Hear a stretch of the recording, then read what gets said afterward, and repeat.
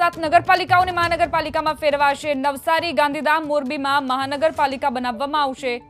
આણંદ, વાપી અને મહેસાણાને મહાનગરપાલિકા બનાવાશે। સુરેન્દ્રનગર, વઢવાણને મહાનગરપાલિકા બનાવવામાં આવશે। તો 7 નગરપાલિકાઓ જે હવે મનપામાં તબદીલ થશે। તો આ તરફ મોરબી તાલુકા ભાજપ પ્રમુખે પ્રતિક્રિયા આપી છે કે હવે વધુ ઝડપી મોરબીનો વિકાસ થશે। ભાજપ અગ્રણી કહી રહ્યા છે કે મોરબીમાંથી ગેરકાયદે દબાણો હવે દૂર થશે।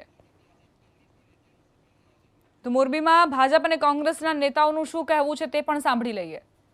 કમિશનર મળશે, ઉચ્ચ અધિકારી મળશે અને ઘણા બધા એવા વિભાગ છે કે જે નગરપાલિકા હોવાથી ટેકનિકલ સ્ટાફ નહોતો અને ઘણી બધી મુશ્કેલીઓ પડતી હતી વહીવટમાં।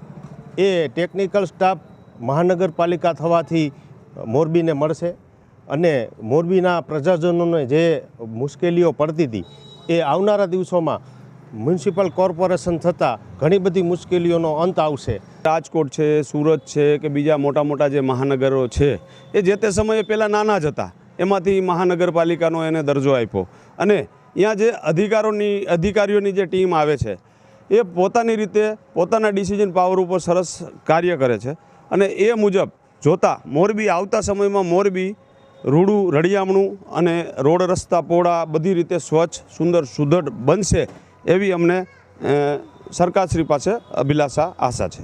ફરીથી કહું કે મહાનગરપાલિકાનો દરજ્જો આપ્યો છે એને આવકારીએ છીએ, પણ માત્ર ને માત્ર આ સરકાર જાહેરાતની સરકાર છે।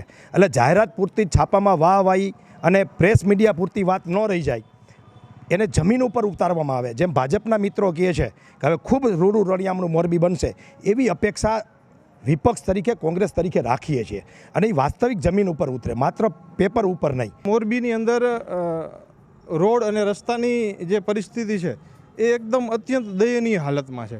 આજે તમે હાઈવેથી લઈને સિટીના કોઈ પણ વિસ્તારમાં જાઓ, કચરાઓના ઢેર જોવા મળશે, ગટરો છલકાયેલી જોવા મળશે।